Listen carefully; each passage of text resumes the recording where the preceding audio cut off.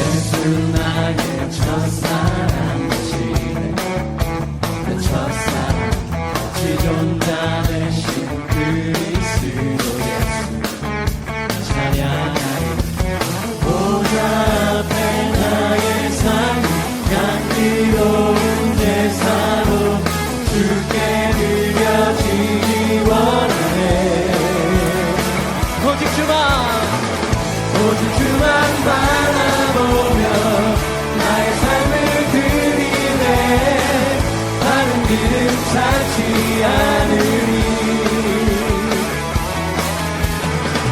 나의 온전한 열정과 나의 상한 배신에 주의 길을 따라가리라.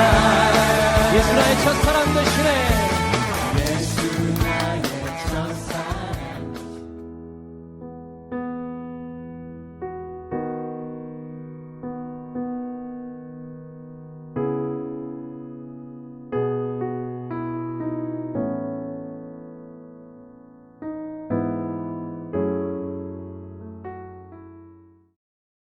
안녕, 우리 친구들 한 주간 잘 지냈나요? 오늘은 전도사님이 먼저 2가지 광고를 하고 설교를 시작하겠습니다. 먼저 첫 번째는 2월 21일 라엘 예배팀 오디션이 있습니다. 코로나로 인해서 교회에 모이지 않고 영상으로 우리가 오디션을 볼 예정이에요. 그러니까 우리 친구들 집에서 각자 영상 찍어서 김태환 전도사님에게 영상을 보내주면 됩니다.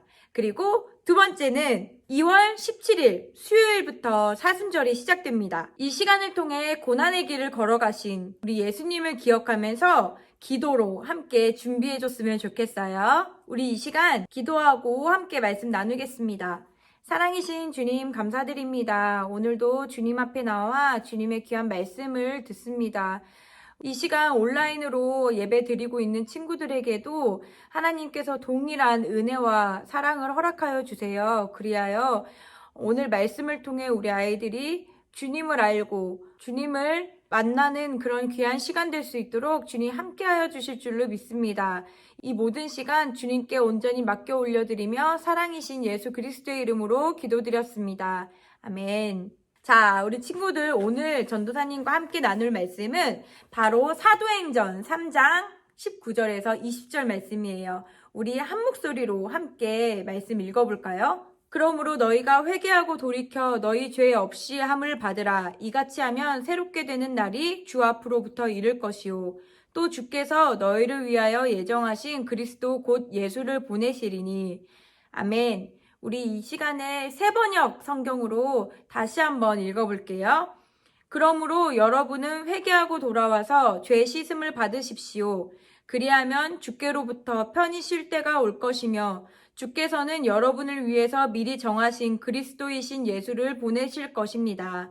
아멘. 오늘 가장 먼저 해야 할 것이라는 주제로 전도사님과 함께 말씀 나눌 거예요. 지난주에 전도사님이 죄인인 우리들에게 나올 수 있는 아주 대표적이고 근본적인 죄의 형태가 무엇이라고 얘기했었죠. 바로 자기중심적으로 생각하고 자기중심적으로 생각했을 때 나오는 그런 행동들이 죄의 형태라고 전도사님과 함께 나눴어요. 죄인인 우리들에게 나올 수 있는 생각과 행동은 자기중심적인 생각일 수밖에 없고 행동이 될 수밖에 없어요. 하나님은 애초에 하나님 중심으로 살 수 있도록 우리를 만드셨는데 아담의 죄로 인해서 우린 나 중심적으로 생각할 수밖에 없는 그런 존재가 되었어요. 그러면 우리 친구들 질문할 수 있어요. 전도사님, 저는 하나님 중심으로 살고 싶은데 어떻게 그렇게 될 수 있어요? 이렇게 질문하는 친구들이 있을까요? 아니면, 관심 없어요. 그냥 내 중심으로 살래요. 이렇게 말하는 친구들이 있을까요? 적어도 지금 함께 예배를 드리고 있는 모든 친구들의 마음속에는 하나님 중심으로 살고 싶은 간절한 열망이 있을 거라고 전사님 확신해요. 전도사님은 오늘 온라인으로 함께 예배를 드리고 있는 우리 친구들 마음 가운데 하나님을 알길 원하고 예수님의 제자로 그리스도인으로 살길 원하는 친구들이 있다고 믿어요. 그래서 오늘 전도사님이 그 방법을 알려줄 거예요. 나 중심으로밖에 살 수 없는 지독한 죄인인 우리가 하나님 중심으로 살 수 있는 방법, 그 유일한 방법을 알려주려고 해요. 오늘 함께 나눈 말씀은 요한과 베드로의 얘기예요. 예수님이 하늘로 올라가신 이후에 성령님을 기다린 사람들에게 성령님께서 오시고 그 이후 제자들이 복음을 전하고 사역하는 그런 모습을 지금 사도행전은 담고 있어요.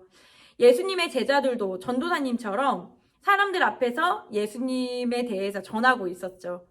성전 문 앞에 걷지 못하는 사람을 걷게 하는 그런 기적을 행한 후에 그걸 본 사람들이 너무나 신기한 거예요. 그래서 이 요한과 베드로에게 막 몰려들었어요. 그때 베드로가 이 사람들에게 말하기를 이건 우리가 한 것이 아니다.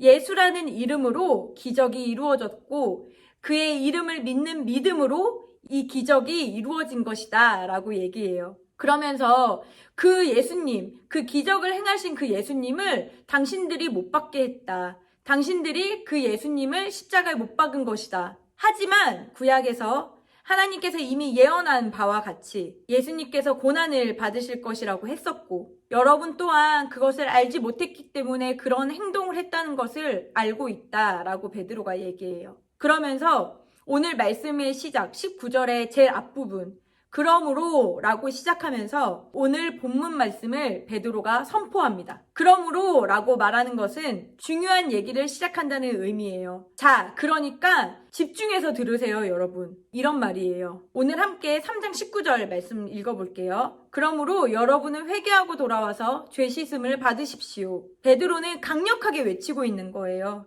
세례 요한이라는 사람이 예수님이 오시기 전에 광야에서 외치던 그 말씀처럼 회개하라 천국이 가까이 왔다라고 외치는 것처럼 베드로도 사람들에게 가장 먼저 요청하고 있는 것 바로 회개하라입니다. 오늘 우리 친구들과 회개에 대해서 나눌 때에는 존 웨슬리 목사님께서 설명한 말씀을 토대로 회개에 대해서 얘기할 거예요. 존 웨슬리 목사님은 진정한 회개가 없으면 진정한 믿음을 경험하지 못하고 믿음이 없으면 구원을 받을 수 없다라고 말씀하셨기 때문에 회개는 정말 중요해요. 우리 친구들 회개가 뭐라고 생각해요? 이 회개도 교회에서 정말 많이 들어본 단어잖아요. 우리 친구들이 회개에 대해서 어떻게 생각하는지 전사님 궁금해요. 우리가 어릴 때 동생 사탕 좀 뺏어 먹었다고 엄마 말 안 들은 걸로 그걸 잘못했다고 회개하지 않으면 하나님이 우리를 벌 주셔서 우리가 지옥에 가게 되는 그런 의미의 회개일까요? 그런 의미의 회개가 아니에요. 그래서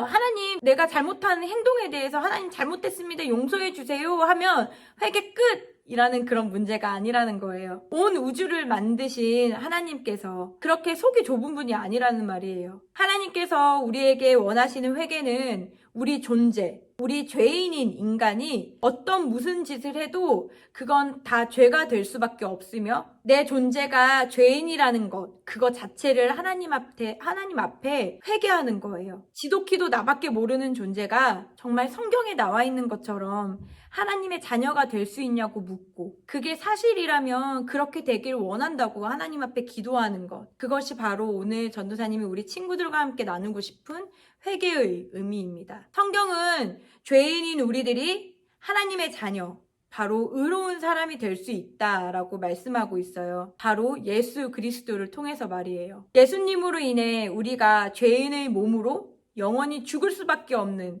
그런 비참한 존재가 아니라 의인으로 하나님의 자녀된 몸으로 영원히 살 수 있다고 말씀해 주시는 그 복음, 예수 그리스도를 보내주셨고 그 예수님을 믿기만 하면 구원을 얻을 수 있다고 말씀하시는 거죠. 그러면 일단 알겠어요. 여기까지는 알겠다고요. 예수님을 믿어야 구원, 영원한 생명을 얻을 수 있다는 건 알겠는데 우리 친구들이 그 사실이 믿어지나요? 그러니까 그 사실이 믿어지려면 먼저 진정한 회개가 있어야 한다는 거예요. 하나님께서 회개 전에 우리가 참 죄된 인간들이구나, 뭘 해도 나 자신밖에 모르는, 그래서 내 마음대로 되지 않으면 화가 나고 진짜 열심히 살아보려고 하는데 내 뜻대로 되지 않으면 너무 화가 나는, 평생을 수고로움 속에서 살아야 하는 그런 사람이구나 라는 것을 먼저 알게 해주세요. 그러면서 우리가 하나님 앞에 나오는 거예요. 주님, 평생을 이런 수고로움과 죄악 속에서 살고 싶지 않습니다.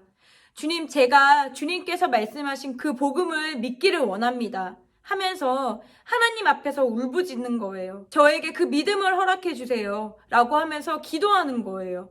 그리고 하나님 앞에 나와 하나님의 말씀을 듣고, 하나님이 가장 기쁘실 때 우리에게 믿음을 허락하여 주실 분이라는 것을 확신하면서 하나님 앞에 계속적으로 나오는 거예요. 그리고 하나님께서 믿음을 주실 때 우린 그 놀라운 사랑에 감격이 되는 거죠. 이 성경에서 말하고 있는 것이 전부 사실이었구나 라고 믿어지는 거예요.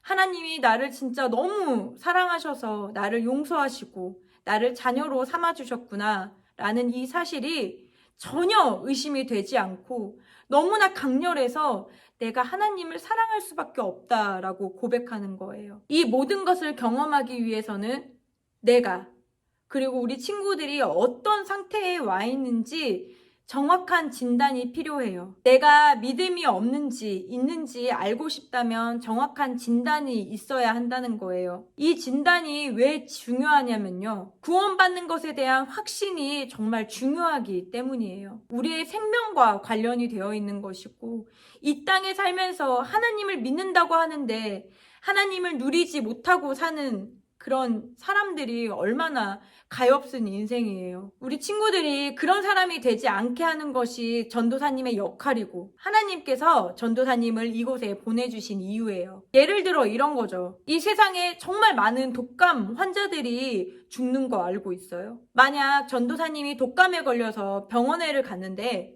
한 의사 선생님이 당신은 독감입니다 진단하셔서 독감에 맞는 약을 먹고 독감이 나았어요. 그리고 건강해진 거죠. 또 다른 예는 뭐냐면, 전도사님이 독감에 걸렸는데 한 병원에 갔어요. 그래서 의사 선생님한테 왜 이렇게 아픈가요? 물어봤더니 그 의사 선생님이 당신은 감기에 걸렸습니다 라고 얘기하는 거예요. 그래서 감기약을 처방해 줬어요. 그런데 집에 와서 감기약을 먹는데 열이 떨어지지 않고 계속 시름시름 앓는 거예요. 그러다가 결국엔 죽게 되는 거죠. 너무 무섭지 않나요? 제대로 된 진단과 처방이 있어야 우리는 건강하게 살 수 있어요. 진짜 부흥의 시대 때는 진정한 회개를 외치는 사람들은 별로 좋아하지 않았어요.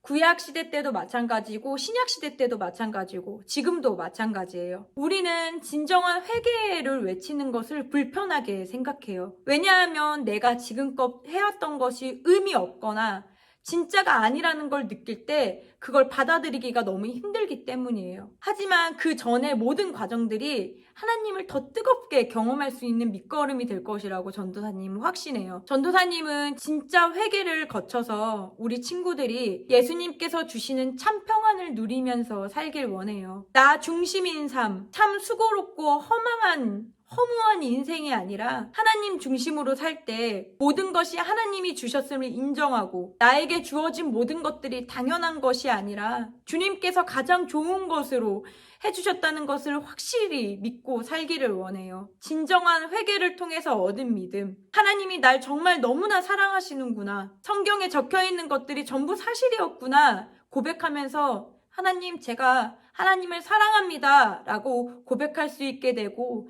이웃을 사랑할 수 있는 그런 삶 말이에요. 전도사님은 앞으로도 계속 우리 친구들에게 이 회개에 대해서 얘기할 거예요. 진정한 회개를 통해 주신 그 믿음의 고백이 우리 친구들 입술에서 고백되어질 때까지 말이에요. 하나님을 너무나 사랑한다고 고백하고 예수님이 나를 위해서 죽으셨다는 사실이 믿어지고 우리 마음에 요동치던 복잡한 것들, 누군가를 미워하고 질투하고 인정받고 싶어하는 그런 욕구들, 내 뜻대로 되지 않아 화가 나고 분노했던 모든 것들이 하나님의 사랑으로 인해 잔잔해지고 부드러워지는 그런 새 마음을 경험하게 될 때까지 전도사님은 계속 우리 친구들에게 이 회개에 대해서 얘기할 겁니다. 오늘 무슨 말인지 잘 모르겠다, 더 알고 싶다 라고 하는 이런 마음이 드는 친구들은 언제든지 전도사님에게 질문해 주세요.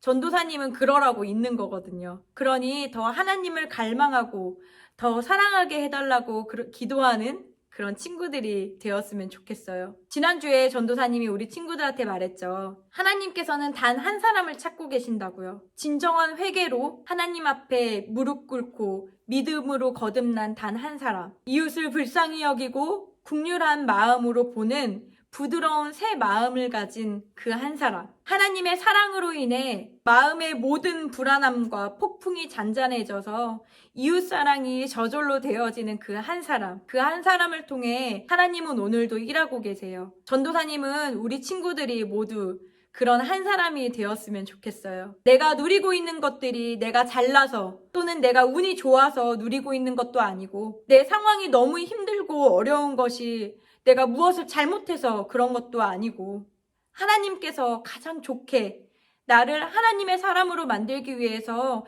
일하고 계신 것임을 인정하며 사는 그 한 사람.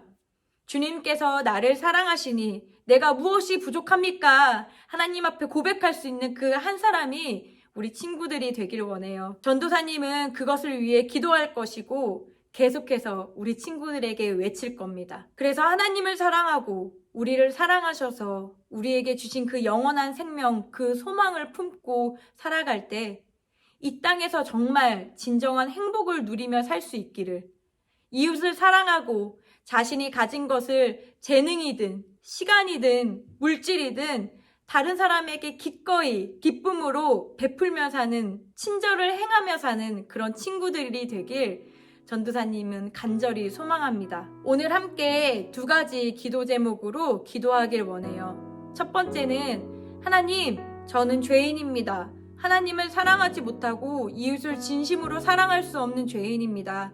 이런 저를 용서하여 주시고 주님의 자녀 삼아 주세요. 두 번째는 하나님, 우리에게 하나님을 사랑한다고 진심으로 고백할 수 있는 믿음을 이 시간 허락해 주세요. 이 시간 이 두 가지 기도 제목으로 하나님께 기도하겠습니다.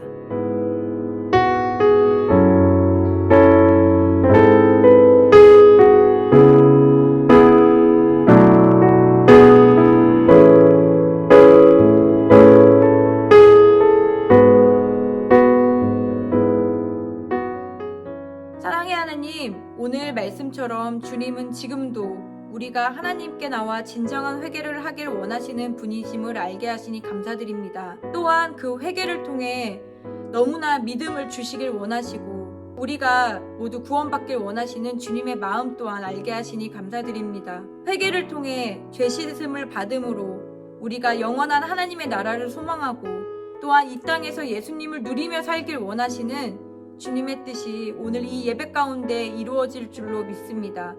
우리 루스키즈 친구들이 진정한 회개를 통해 오는 믿음으로 하나님을 너무나 사랑한다고 고백하고 하나님의 자녀임이 너무 기뻐 행복하게 이 땅을 살아갈 수 있도록 주님 이 시간 역사하여 주세요. 그리하여 그 넘치는 하나님의 사랑과 은혜로 살아갈 때 그 한 사람을 통하여 일하시는 하나님의 일들을 경험하며 살게 되는 우리 친구들이 되게 하여 주시옵소서. 오늘도 진정한 회개를 하길 원하는 예수 그리스도의 이름으로 기도드립니다. 아멘. 이 시간 주기도문으로 예배를 마치겠습니다. 하늘에 계신 우리 아버지, 아버지의 이름을 거룩하게 하시며 아버지의 나라가 오게 하시며 아버지의 뜻이 하늘에서와 같이 땅에서도 이루어지게 하소서. 오늘 우리에게 일용할 양식을 주시고 우리가 우리에게 잘못한 사람을 용서하여 준 것 같이 우리의 죄를 용서하여 주시고 우리를 시험에 빠지지 않게 하시고 악에서 구하소서. 나라와 권능과 영광이 영원히 아버지의 것입니다. 아멘.